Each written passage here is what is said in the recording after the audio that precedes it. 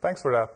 I really kind of felt old, especially when Sarah talked about the whole swiping experience, because I remember being over in Vegas last year for a conference, and I was walking through one of the hotels there, and I saw some older people standing in front of a restaurant there, and they were looking at the menu, and then they were tapping the menu and doing like this, and then I kind of thought, oh, what are they doing? That's not going to work, that only works on tablets. But it actually worked. Like the menu of the restaurant, you could interact with it, and I had never seen something. Maybe that's due to living in Germany. People indeed don't really like changes, are not really used to it.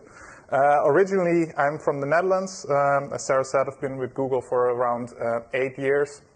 Last couple of years focused on many of our measurement-related products, amongst them is Universal Analytics.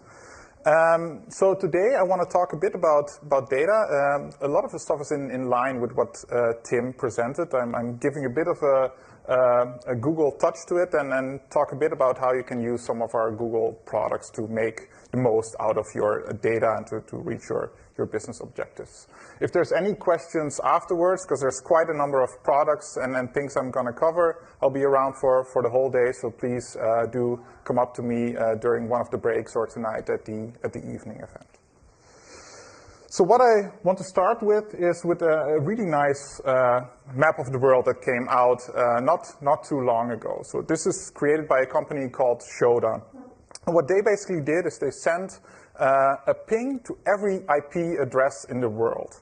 And this is pretty much the information they got back. So you see all kinds of connected devices all over the world. In fact, it's so many devices that Cisco estimates that by 2020, there will be 50 billion connected devices all over the world.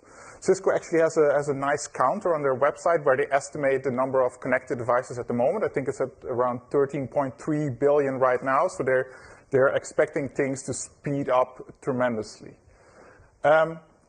If we take this picture, and of course this is potentially not only mobile phones, tablets, desktop, laptops, but increasingly also glasses, watches, fridges, basically anything could send data and have an IP address. If we take this picture and zoom in to Dublin and just look at things like search queries, this is pretty much what we see. What we see is that people are connecting at moments that matter to them. They start searching for stuff.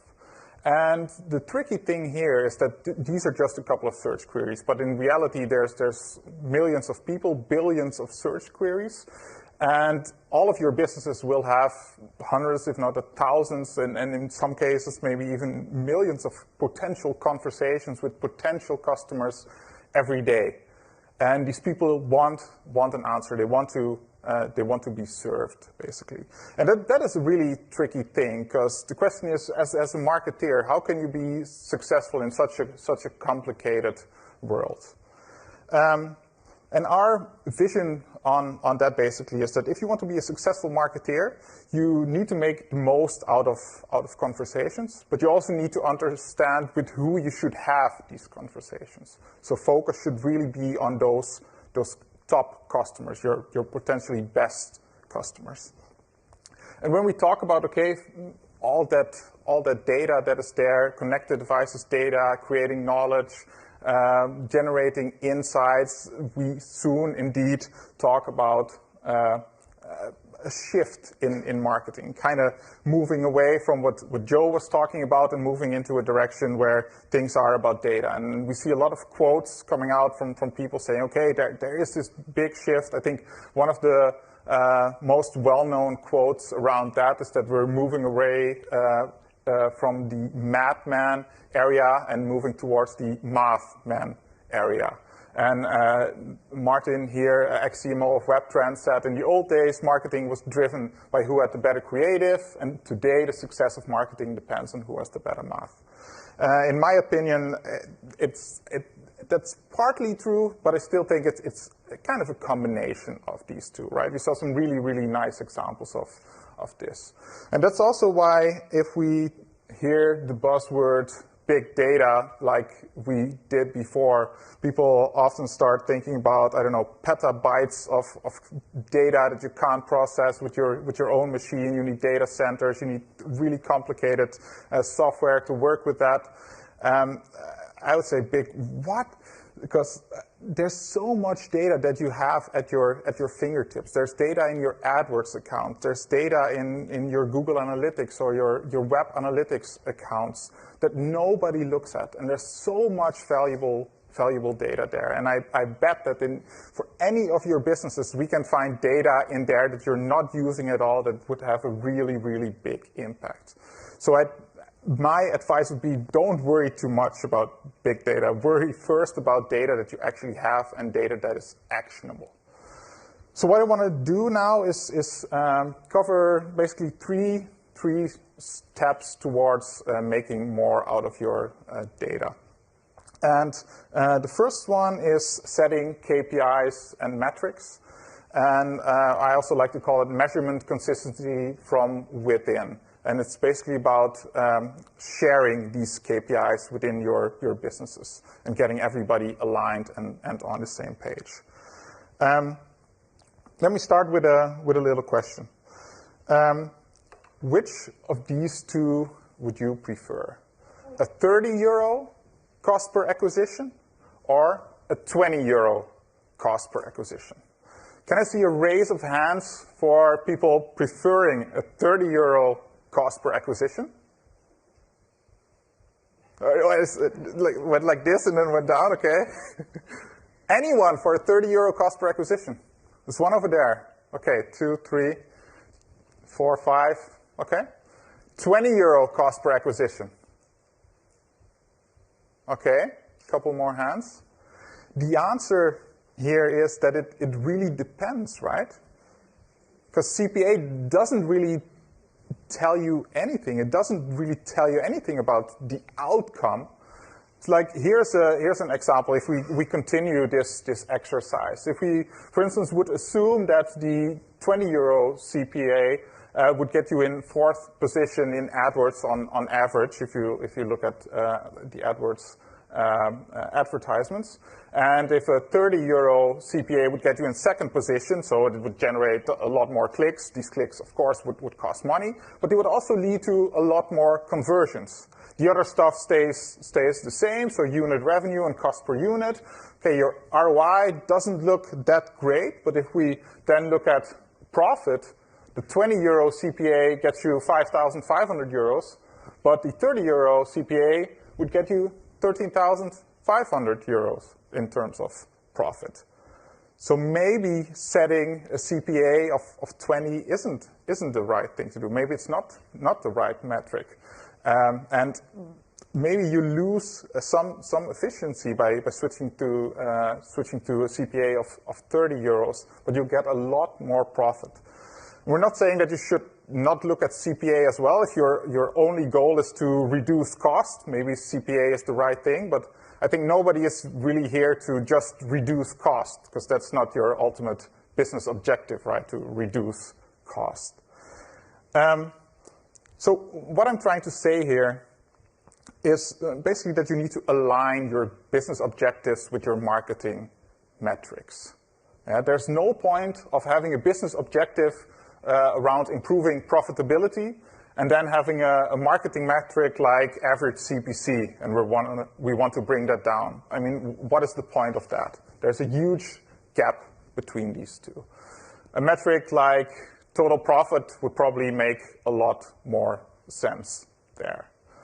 And what I really like is this equation. It was coined in a book called The Brand Gap by Marty Neumeier. And what he basically said is that 1 + 1 does not necessarily have to be 2. It could also be 11. And it can be 11 when people collaborate, when people share the same vision. They know what they're working towards. And by kind of combining this marketing part and the creative part with the business part and the looking at at numbers, you can create these types of efficiencies and change that equation from 1 plus 1 is 2 to 1 plus 1 is 11. But for that, it's key that you don't get lost in your data. It's key that you don't look at metrics that don't make any sense. And one of our analytics evangelists, Avinash Kaushik, a long time ago, I think it's like 6 or 7 years ago, came up with the so-called line of sight model. Maybe some of you have heard of that. And what he basically says is that for every metric you look at and you report on, there should be a clear line towards your top level business objective. So you really need to know, why are we reporting this? Why am I measuring this? So align business objectives and marketing metrics.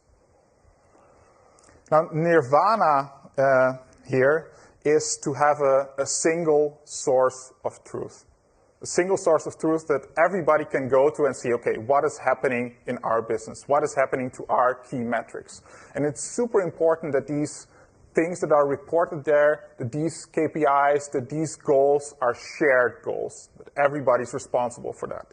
Even things like having like shared meetings and discussing these can really help here. And we know that this is kind of nirvana because it's really hard to narrow things down to just a couple of things that everybody cares about, but that is the ultimate goal, and making steps into that direction is really important. So an example of a client who kind of switched from an old school metric to a more updated and newer metric is Opodo here. So what they had trouble with is judging the efficiency of their mobile campaigns. They were not seeing a lot of conversions coming in within the mobile device, not a lot happening there, but they kind of understood that mobile is important in the path to purchase and that it takes a couple of visits and maybe people complete the purchase on desktop. So what they did is they made a decision as a company to start looking at estimated total conversions. I'll talk a bit about that later on. But basically what it does, it looks at the role mobile plays in the path to purchase, and it tries to attribute value to that within AdWords. So they did that. They then saw that 30% more conversions were attributed to mobile than they had previously thought. And based on that, they said, okay, that makes sense. Now we know, now we have the numbers. Now we can increase our mobile coverage. In this case, they did that by around 50%, just by looking at different more modern metrics than they did before. Second step then, segmentation and the value of relationships, because looking at data in aggregate is nice, but segmenting is really key. And that also doesn't have to be super complex, and there's a couple of easy things you can do. And I think we all know that not all customers are equal, not all groups are equally valuable, and optimizing your marketing towards those groups of customers, that makes you successful, basically. And what is really nice that you can do these types of things within search and within your search campaigns, that you can optimize towards these differences. Because all search users are also not created equal. Not every search user coming to your site from one of your ads is worth $1 in this example. There will be some that will be worth $1, some that will be worth $20, some $50, and some will be $100. Yeah, so there's differences there. And users who are familiar with your brand, or users who possibly have already visited your site or maybe have bought your products, probably you really want to get these users back to your site. And from looking at your data, for instance, in analytics, you'll find that these users have a much higher conversion rate than people that are new to your site. And if we look at some stats for what we call remarketing lists for search ads, I'm not sure if you're all familiar with that. I have a follow-up slide that talks a bit about that. But if we look at this, we see that remarketing lists for search ad list members, so audiences on those lists, are almost twice as likely to convert than regular traffic, plus 96%. And the way that works is actually really, really simple. So with RLSA, what you do is you place a pixel on your site. Ideally, you'd use a Google tool like Google Tag Manager or our tag management solution. And what you can then do based off that tag, you can create so-called audience lists. And traditionally, you would use those for targeted ads in the Google Display Network, which is quite nice, right? For instance, if somebody would have dropped out of the checkout process, you could retarget them on the Display Network. Makes sense, it's nice. But with RLSA, you can also retarget them, or basically retarget them within AdWords. You can say, okay, if somebody, for instance, visited my checkout process and they abandoned there somehow, they're probably really interested in my product. There's a really high intent there, so we're pretty sure. So getting those people back to our site is super important. So if they search for something, we want to show up at the top. We want to make sure that we're there. And that's what you can do with RLSA. You can increase your bids for specific audience groups. And you can not only increase your bids, but you can also modify, for instance, your ads based on that. You can add something additional that will get them back. For instance, something around free delivery to make sure that they are aware that you're offering free delivery and stuff like that. So you can modify your ads as well. So as an example, for instance, in retail, this is one of the things we recommend. And you can figure out by yourself pretty much based on your GA data what possible bid changes would be. So you might, for instance, find out that people who've been to your site before are 40% more likely to convert. So you might make a bid adjustment for that audience group. Or at the bottom, for instance, you might find out that somebody who purchased before, when they come back, they're 160% more likely to purchase again. So you probably really want those people to come back. So you would increase your bids there. So based on behavior of people on site, you can create really, really targeted performance marketing, really targeted ads. You can do a lot there, and it is really, really easy. It's just one tag, looking in your data to see how these audiences convert and adjusting your bids based on that, and then looking at performance. Clark's is an example of a client who did a really nice implementation of RLSA, who really put the tag on all the pages, created custom ads for the different audience groups. And what they saw is an RLSA conversion rate of 4.5%. And just for comparison, for new visitors to the Clark's website, the conversion rate was 0.68%. So you see a huge difference. And for them, that meant a return on investment of £6 for every £1 invested. So that's the second step, segmentation of your audiences. And one of the ways to do that is via RLSA. The third step is attribution, and there we go into the whole area where we start talking about, okay, what is happening in our conversations with our customers, what role do different devices play, and so on. So for a long time, the belief was that a purchase pretty much had this conversation attached to it. Hi, would you like to buy my product? And people would say, yes, absolutely, and they would purchase, and that was it. So very much a last-click focused. In reality, however, it's more like this. Hi, would you like to purchase my product? And then there's questions, right? Can you tell me more about the product? What are your competitors charging for it? Do you have any coupons? Is usually what somebody searches for. And then in the end, they would ask again, okay, so would you now like to buy my product? And they might end up purchasing.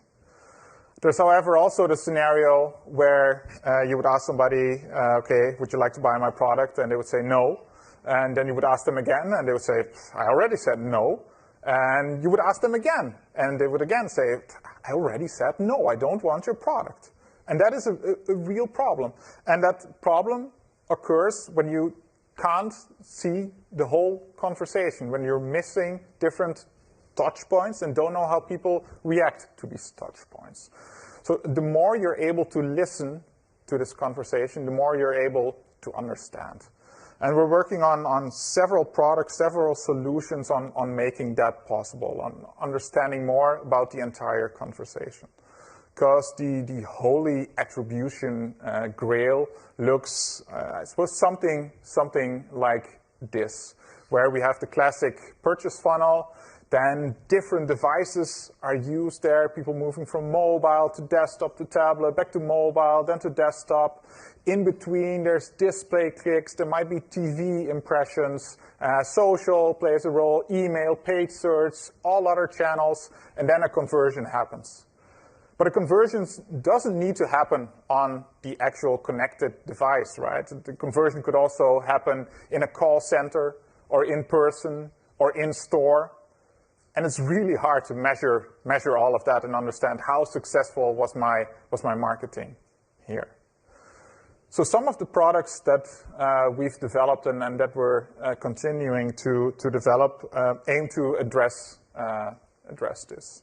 So the first one, and I addressed this before, and we see that this is currently really underestimated, the potential that this has and the insights that this delivers. So this is estimated cross-device conversions in AdWords. So if you're using conversion tracking in AdWords already, this data is there.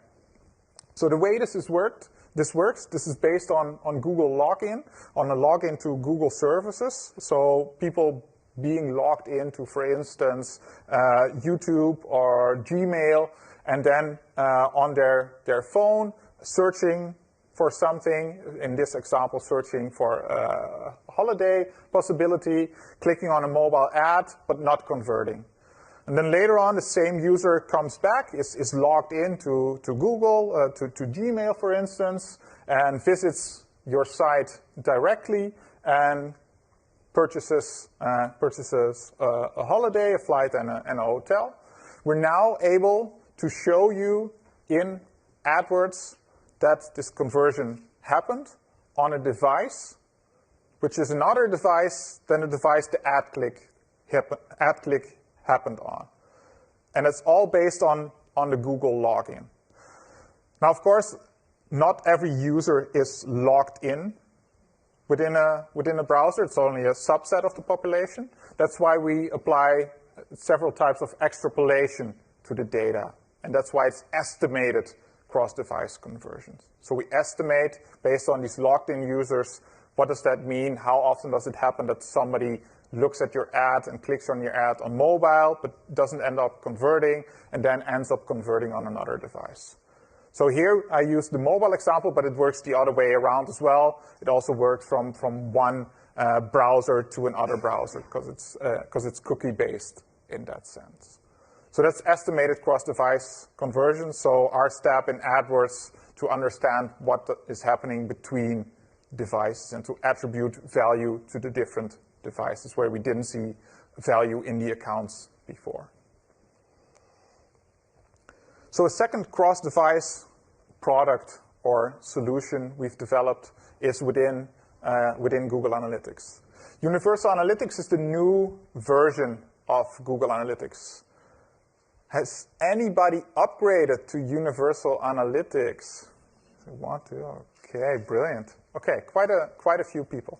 So one of the things Universal Analytics offers, and I mean, I'm the product expert for the product, so I need to say I really like it, but I really like it. I generally get excited about the product because it is really cool. But one of the things Universal Analytics offers is the so-called user ID. So traditionally, what most web analytics tools do is that when somebody visits a website, they get an ID. An ID is set in a cookie. So it's exactly the same in analytics. A cookie is set, and in that cookie is a CID, a client ID, which is an ID basically for the browser. So if one specific user would visit a site on mobile, then on desktop, and then on tablet, GA would say, okay, that's three users, 3 different users. And that's it. You would see that in your report, 3 unique visitors. So what the user ID functionality of Universal Analytics allows you to do is to say, okay, we're going to overwrite that random client ID with a user ID. And this user ID is, in general, based on a login. Not a Google login, but a login on the site or on the app.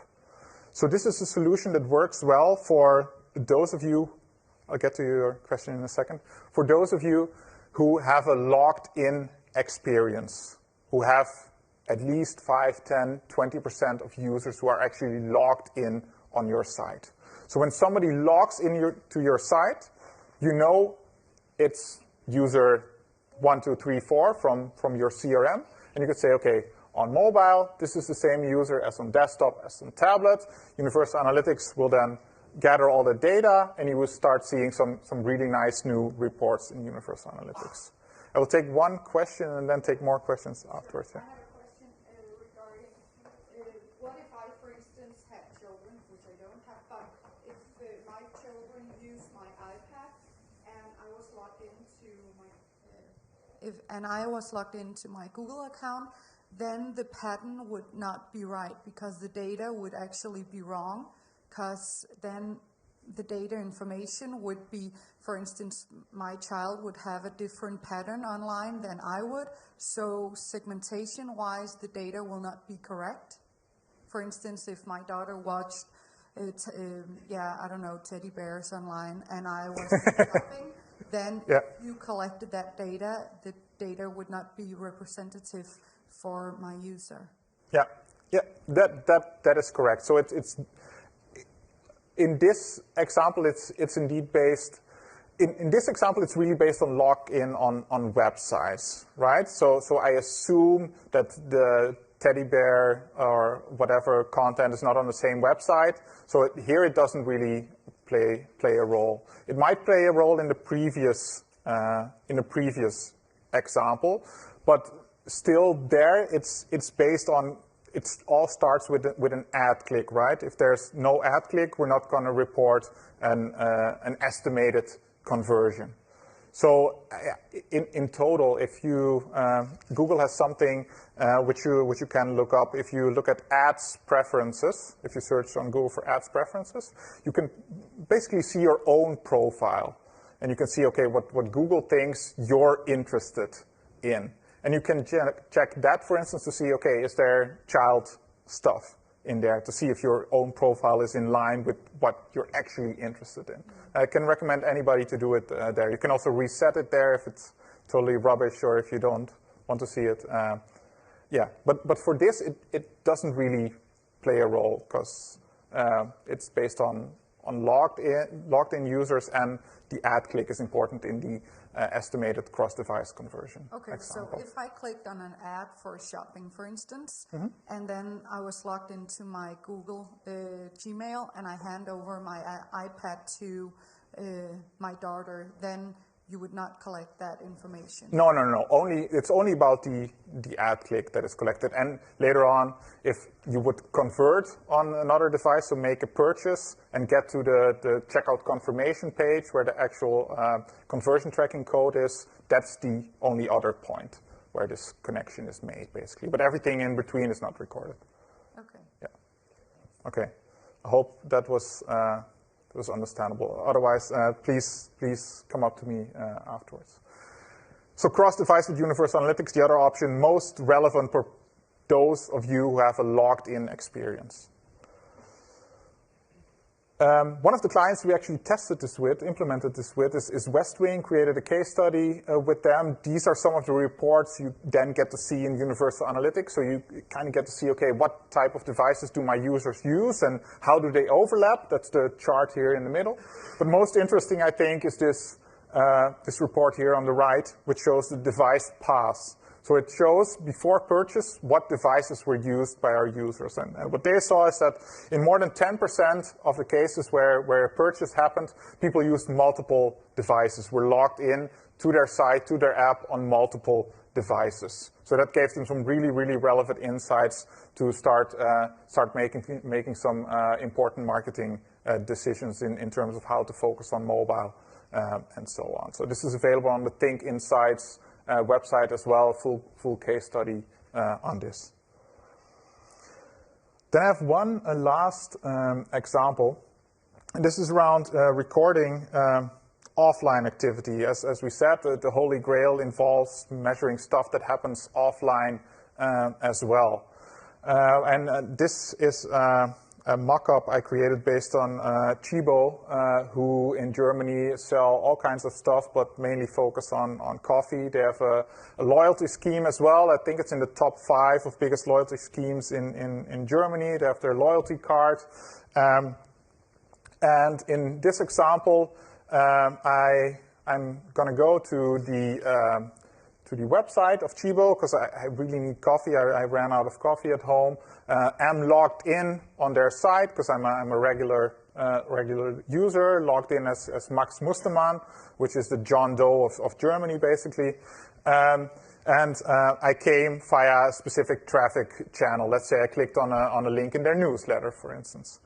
When I'm then on the website, I think, oh, geez, now I have to order. It will take 2-3 days to be here. Let's go to the store, which is around the corner anyway. So I'm heading out to the store, and I'm going to purchase my coffee there.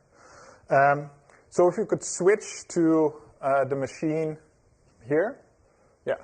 So what we see here is basically the inside of a cash register at Chibo. So this is what a cash register looks like from the inside. So I now found my coffee, and I'm coming up to the cash register. And as I come up to the cash register, the lady at the cash registry says, so do you have a loyalty card? And I say, oh yeah, I actually do have my loyalty card right here. So when I pay, I also get to scan my loyalty card. So let's have a look at what happens if I do that. So I'm swiping my loyalty card now. So we see something happening there in our cash register. And what's happening here is that based on my loyalty card, I'm sending a couple of hits to Universal Analytics. So Universal Analytics cannot just track stuff that happens on your website and within your app, but you can send hits to Universal Analytics basically from any device that is somehow connected. So here it's my cash register, my point of sale, and I'm sending hits to Universal Analytics. So if we now go into Universal Analytics and look at the UA interface, we get to see that I'm logged out here. I hope that I get out. Oh no. That would be the crappiest demo ever. Okay, good stuff. Now we're here. Going to go to Overview. Going to look at Events. Brilliant. Okay. So I'm now in the real time. I did it relatively quickly. Sorry for that. I'm now in the real-time report of Universal Analytics. And what we see in real time is that an event was registered here. And at the bottom, you can see that this is an event in the category offline. So an offline event happened. When I click on this event, we can see that it was an offline transaction with a loyalty card. So in real time, we're tracking this purchase in store. Now that's quite nice. So now we have an in-store purchase. But what is even nicer, that we're able to connect the online visit and the offline sale that happened, all due to the loyalty card and the login on the website. We know it's the same user here. So if we would now go to our reporting here, we're able to see that these different traffic channels here, Google CPC, YouTube, Google, G+, and so forth, how many sessions they were used in, and these are the actual offline transactions they resulted in. So people first visiting the online store, and then going to an offline store to make their purchase. So this is what we call, and this is a custom report we created for this traffic source medium performance. What we're also doing is that with every one of those hits, we're sending information about the store to Universal Analytics. So we're telling Universal Analytics which store this is. So if I go to store performance here at the top, we can see that most of these offline transactions happen in our Munich store, 16 of them. And we could then even drill down and look at different dimensions and then, for instance, look at, okay, what traffic channels drive traffic to our offline store in Munich? So this is how we're able to connect online to offline based on loyalty cards and website logins. So that's a Universal Analytics solution to that. Can we switch back to the presentation?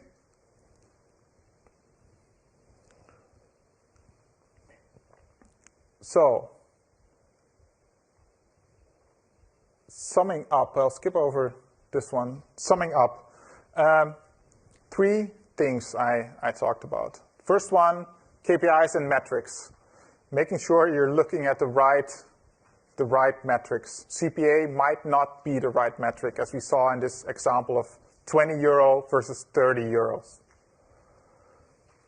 Line of sight model. If you're not familiar with that, really recommend looking that up, reading Avinash's blog on the line of sight model. And as Tim said as well, tracking analytics is so important in all of this. And a good implementation, having a good tag management solution like GTM or any other tag management solution is so helpful. It helps speed implementations up. Really, really useful. Highly recommend that. Segmentation, not all customers are equal. There's some really easy things you can do to target them. Use RLSA. GA remarketing is really great as well. You can retarget based on all the data you have in GA. Really brilliant. And then attribution. Start looking at the whole customer journey. Try to understand what happens between online and offline. If you're, for instance, a lead generator, look at things like how can you qualify these leads later on? Are there ways you can send information to your CRM, from your CRM to Universal Analytics or to AdWords? Get a better understanding of how your conversation with your customers are successful. So that's all I had. Thanks a lot for your attention. As I said, I'll be around later on.